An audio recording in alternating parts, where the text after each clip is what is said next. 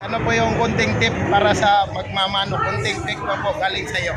Importante yung bloodline. Mag-invest tayo sa subok na bloodline.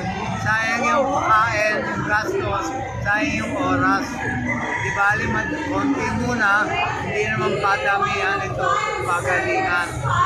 Yun, and then may lugar kayo para nag-expand, unti-unti ang pag-expand while gaining experience. At kailangan subok talaga ang bloodline. Hindi sayang ang panahon, sayang ang pera. Papa-shoutout sa Idol Wing Wing Game Farm ng Cebu, Sir Idol. Idol Wing Wing Game Farm. Good luck sa Win-Win Game Farm sa Cebu. Magpadami kayo dahil boom na ang industriya ng sabong. Dahil sa machine betting ng mga sabungan, madaming gimmick, binibigay. No pot, may per-win, libre entrance, kaya dumadami. Kaya magpadami kayo, magugulat kayo. Pataas ng pataas, dami ng padami magmamanok dito sa Pilipinas. Yan po, Blood and Flesh, Sir B-Boy, personal.